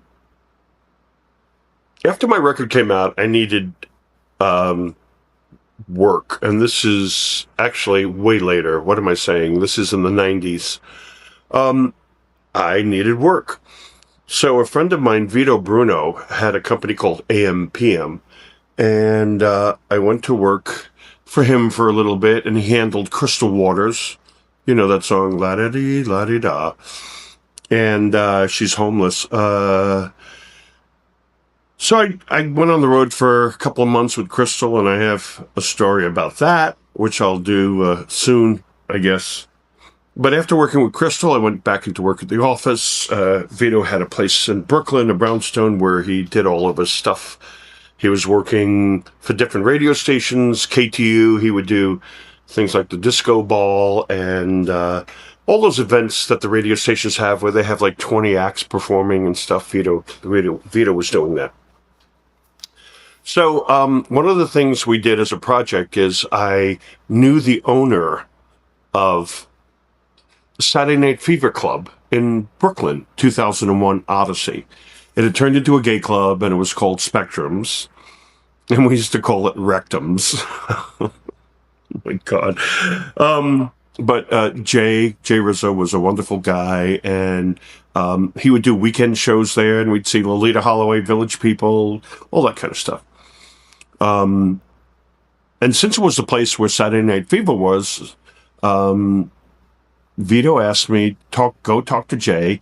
It was either the 20th or the 25th anniversary of Saturday Night Fever, and the radio station was looking for something really massive to promote. They were going to put a couple of $1 million behind this. So we thought, Saturday Night Fever, 25th anniversary, let's do it at Spectrums. So Vito used to be an architect, and he had it set up in a situation where guests would come in through the side entrance of Saturday Night Fever into the main room, have it set up like the old Saturday Night Fever, see the dance floor that was lit.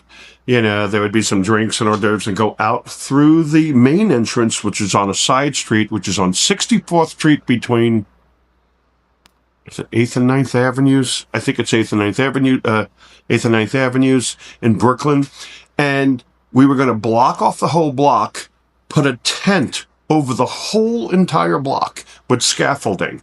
So if it rained, people were dry. And all the way down at the very end of the block in the intersection, and all this was blocked off, there would be a stage. And we got everybody to agree, from the original Saturday Night Fever soundtrack, the Bee Gees, Yvonne Elliman, was it the Tramps, Tavares, whoever's on that soundtrack, they all agreed to do this, and the radio station was going to cover their expenses and throw them some money. We even got John Travolta to agree.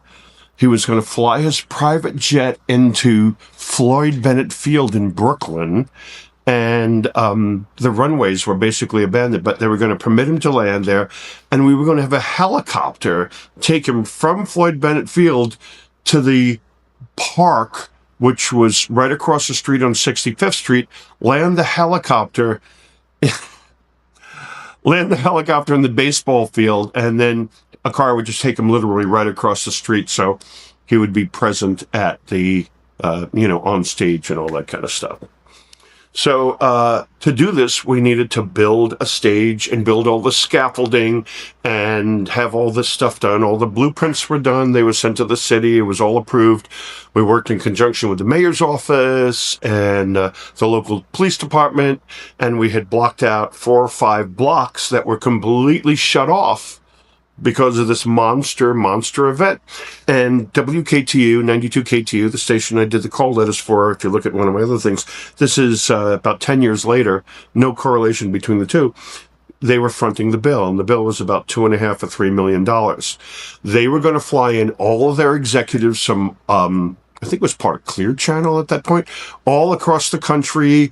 They had rented a jet, a whole chartered airplane, and people were going to like meet in Dallas or in Chicago or something from all these other small towns. So they were all going to get on this plane, come to New York. And this is before the World Trade Center had gone down. And at the base of the World Trade Center was the Omni Hotel. They were going to put everybody in the Omni Hotel, and the good thing about that is the cars and the limos, which there were hundreds, were going to go right outside of the World Trade Center, under Battery Park City, the tunnel to Brooklyn, right over to where the club and the event was. So you're getting the idea. This is a lot of money. There were hotel rooms, chartered jets, airplane flights, permits, scaffolding, rigging crews, stage, lighting, plus the rental of, the club, and all this and that. So I remember it happened on a Friday or Saturday night, the week before the radio station was pumping it to 12 million Americans, that it was the biggest, most incredible thing ever to happen. All the stars of Saturday Night Fever, oh, I got goosebumps talking about it, were there. And, you had to come and see this, and you were going to win tickets. And if you didn't, you could probably stand 2 blocks away and hear these people. So they had to get crews to build the place, to build the scaffolding and the stage. And then Vito decided to save a little money and get non-union, well, they were union members, but they weren't all from New York City. Well, boy, did we learn a lesson. The unions found out that the guys weren't union. We were saving a bunch of bucks. So they went to the city and had the city shut us down. They had an inspector come in, and the inspector didn't like this and like that because it wasn't up to New York City union code, and that we'd either going to hire union people to fix it, or they were just shutting the place down. Now, it was a Friday, I think it was a Friday or Saturday, probably Friday, that it was going to happen at 5 o'clock rush hour. It was going to start loading in 7 o'clock, and then it would go from 7 to midnight. And Tuesday comes along, and we get a notice, the city shuts us down. Everybody had to stop work. Wednesday comes along.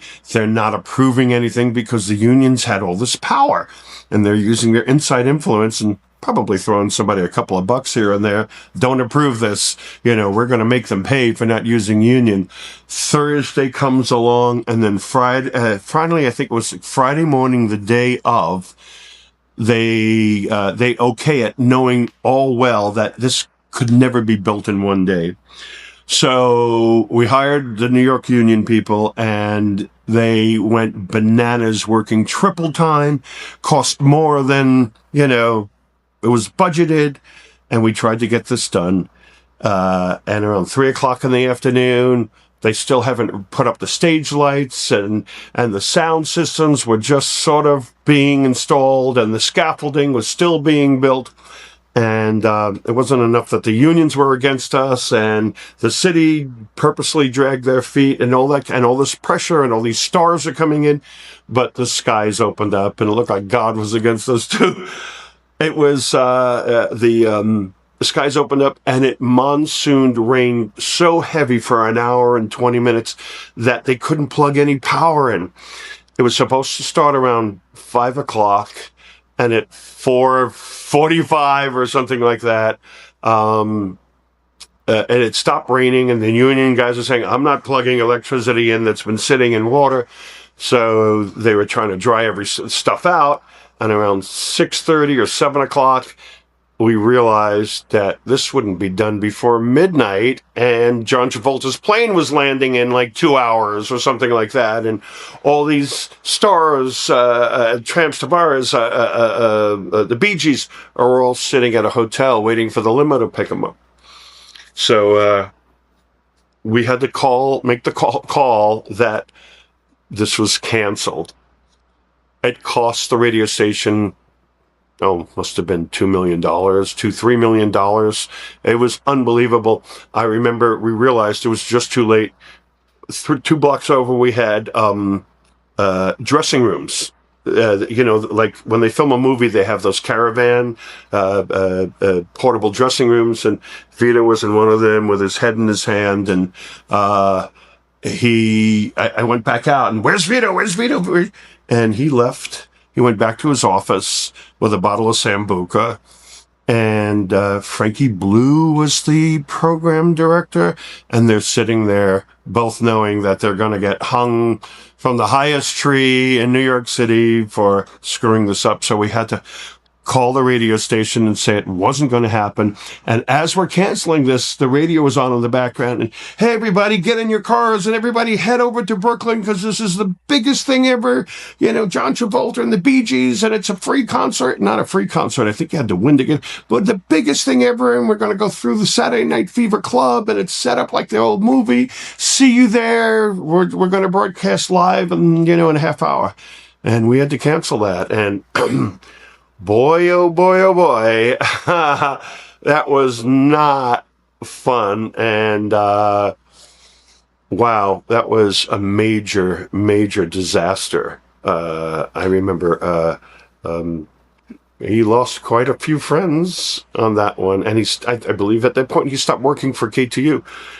It wasn't really Vito's fault. I mean, anybody does big projects like that, you cut a few corners here or there, but we sure learned the power of the unions back in the late 80s, early 90s in New York City. What a trip. What a trip. Anyway, just thought you'd like to hear that story, how we screwed up a couple of $1 million and at the 11 and 10 seconds before midnight left.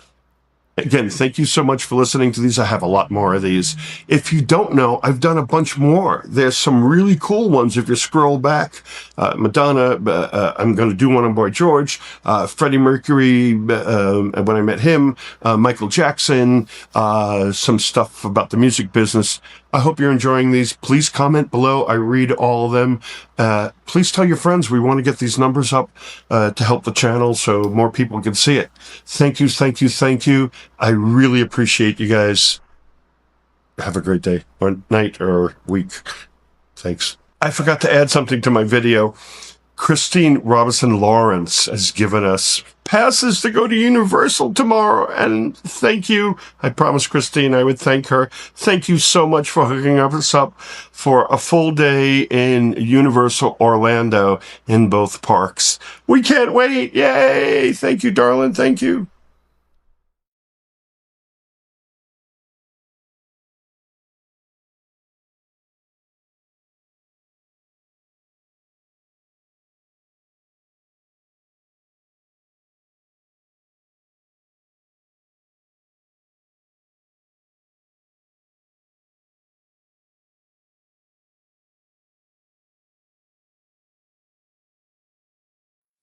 Hey, everybody.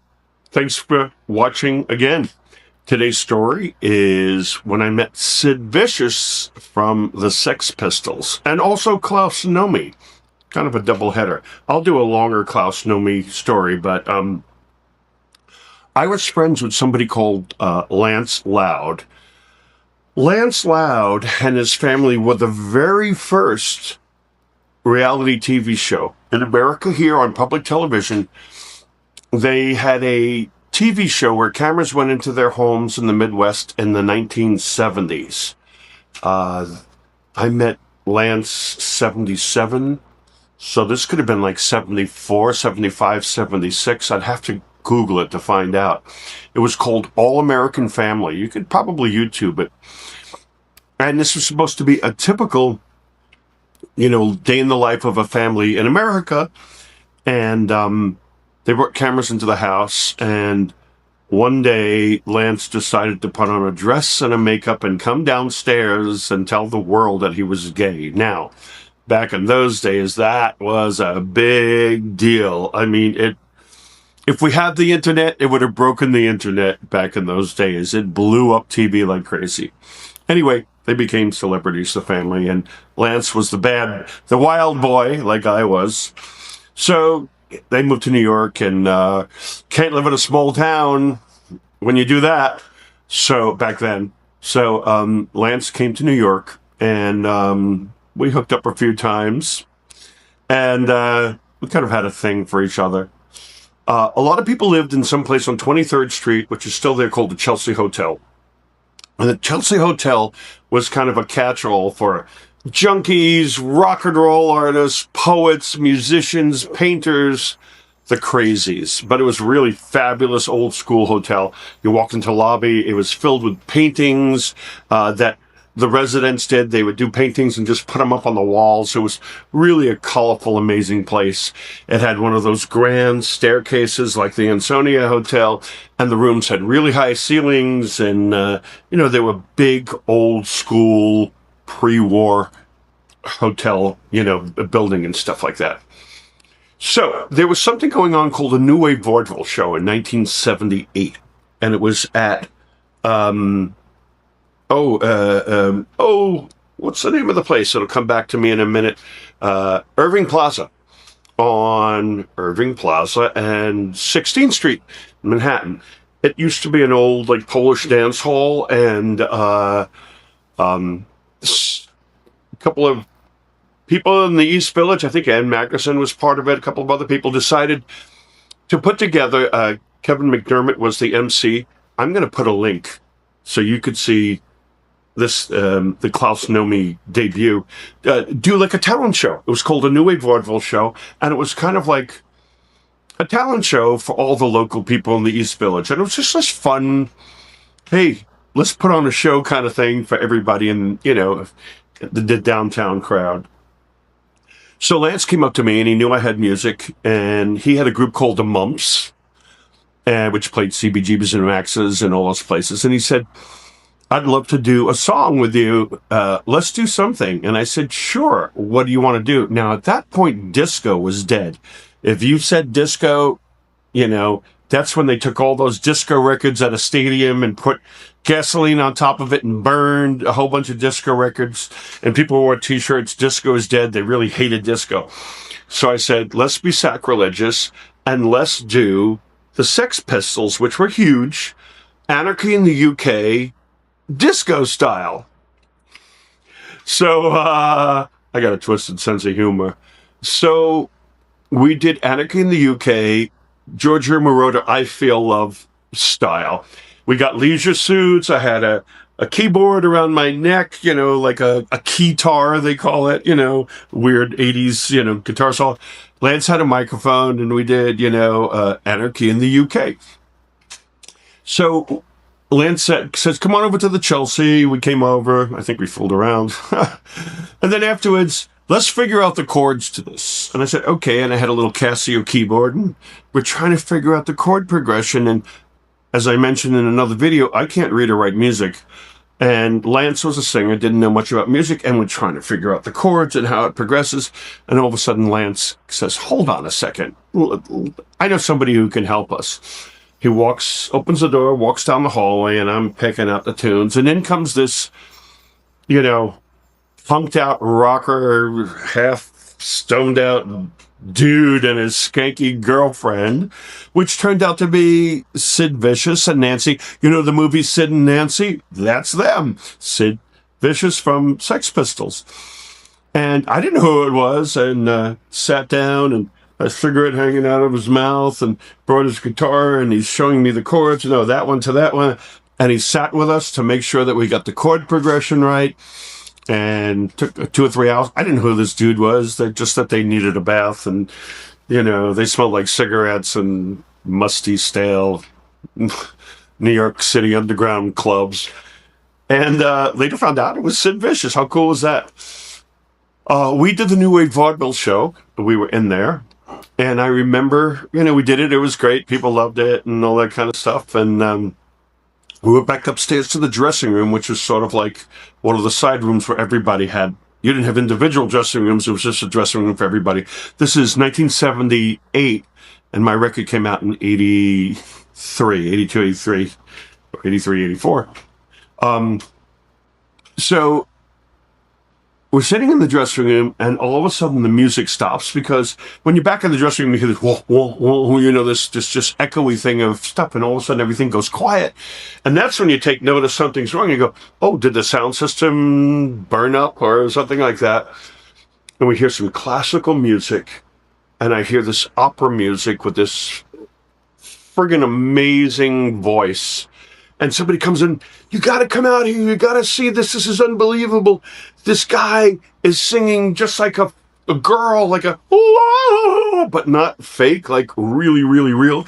And I walk out on the balcony, and I look down on the stage, and it's open. There's a strobe light going, a smoke machine, and Klaus Nomi, he was nobody then, it was his New York debut, in a clear plastic raincoat with arched eyebrows, makeup, and his hair. People ask, why is his hair a certain way? It was supposed to be a crown on top of his head. And when I asked Klaus, why know me? Here was a play on, hey, do you know me? So that's Klaus know me. Like, you should know me, or do you know me? And so I was like, wow, I was amazing. We applauded. I'm going to put a link, and I think you can hear me whistling in the background. And, we go back to the dressing room. Klaus comes in, and everybody's all over him. Oh, my God, you're amazing. This is incredible. And he got up, and he came over to me, and he said, hello, my name is Klaus. And I said, hi, I'm Manny. He goes, yeah, you do music. I like your disco music. And I said, well, I like what you do. Oh, we should get together and work sometime. So we wound up working together. I worked on Klaus's 3 albums, and there's a rare version of I Feel Love that we did, just coming over, fooling around, turn the tape recorder on, hit play. Let's do I Feel Love, da-da-da-da-da-da-da-da, and Klaus sang in his made-up language. Also, the language you're going to hear in the video, if you click on it, it's all his own language. He, in fact, one of the words is Idi Amin, who was popular in news at that time, who was the, that dictator. So there's a little Klaus Nomi history. We became really good friends. I'm going to do a whole other story on Klaus, because when Klaus was one of the first people to get sick, it wasn't called AIDS. It was called GRID, gay-related immune deficiency, and they gave him penicillin because they didn't know what it was. So when we went up to the hospital, we had to wear gowns and masks, and we were afraid it can come from your skin or doorknobs. That's a whole other story, which I'll talk about. But I got to meet Sid Vicious, and I met Klaus Nomi, 1978, New York City, downtown. Thank you so much for listening and watching. There's so many more stories I got to tell you. Please subscribe if you can. It really helps the channel. I read all the comments. Thank you so much for letting this happen. This is my book, and it's unedited, direct to you. Have a great day. Thanks, or night. Bye.